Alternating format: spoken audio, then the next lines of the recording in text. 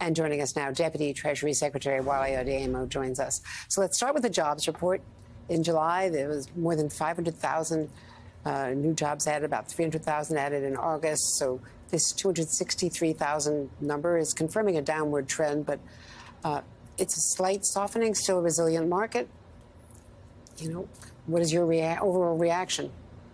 Well, Andrea, it's great to be here with you today, and I think you're right that what we're seeing is a move towards the sustainable growth that we predicted coming out of COVID-19, and the job numbers today reaffirm that.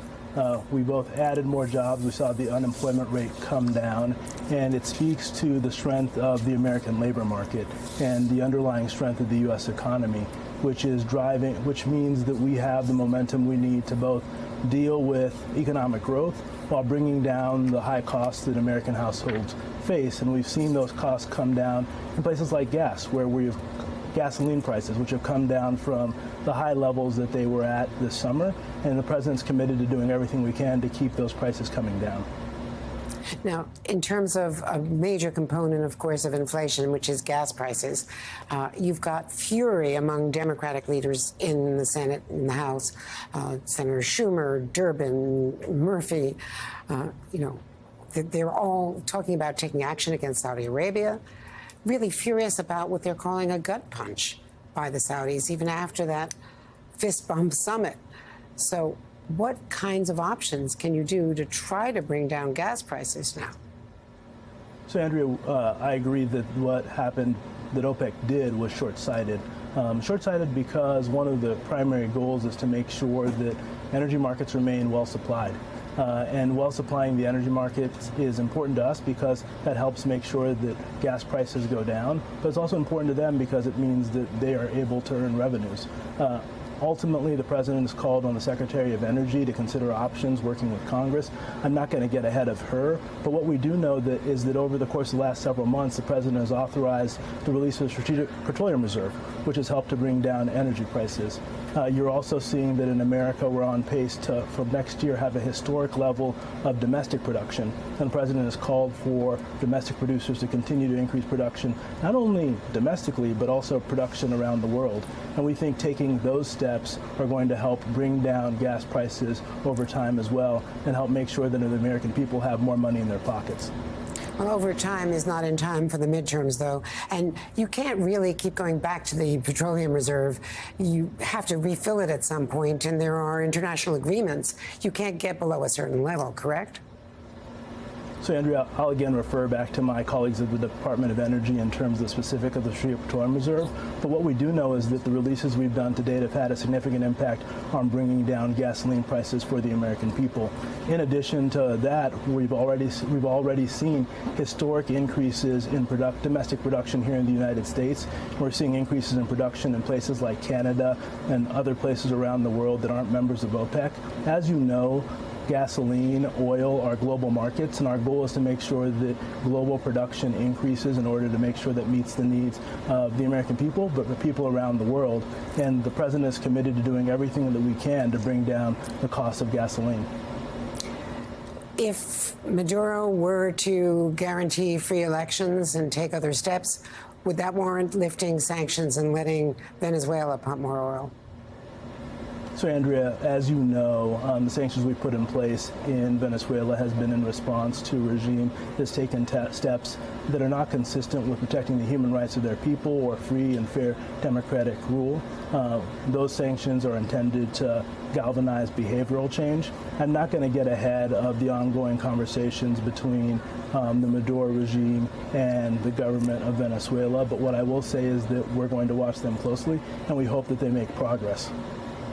Bottom line, can you do anything to bring down gas prices between now and the election a month from now?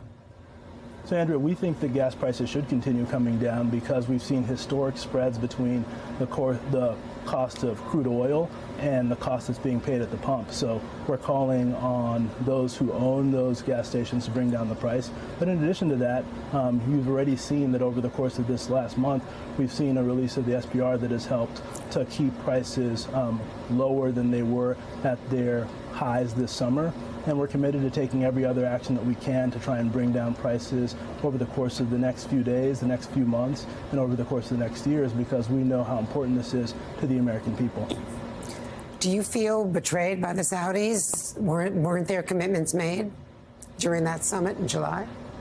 So, Andrea, I was not at the summit in July, but what I can say is that what the OPEC has done is short-sighted, largely because they ultimately benefit from a strong global economy. And today, around the world, including here in the United States, one of the largest drivers of global inflation is high energy prices. And those high energy prices are creating challenges not only here, but around the world and developing economies all over the world. And what OPEC has always said is their job is to make sure that global energy markets remain well supplied.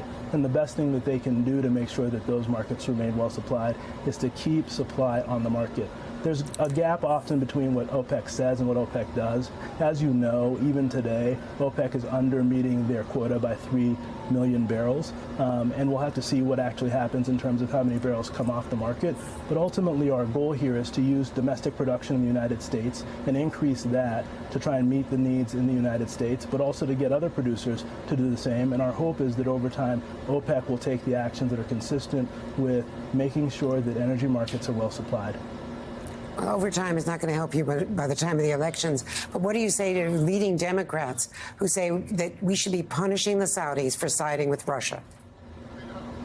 So, Andrew, what I would say is that I know the President and Secretary Granholm are having conversations about what our options are with regard to making sure that we're able to meet the needs of the American people today.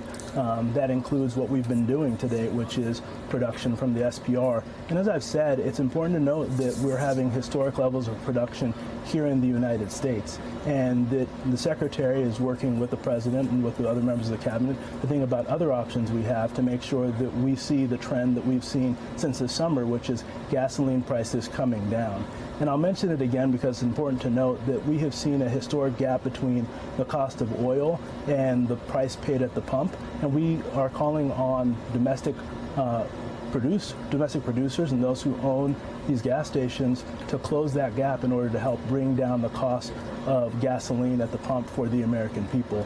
The President has made fighting inflation and high costs our #1 priority as an administration, and we've taken a number of steps to do that when it comes to gasoline, but also in other parts of the economy when you look at the Inflation Reduction Act and what it's doing in terms of prescription drugs.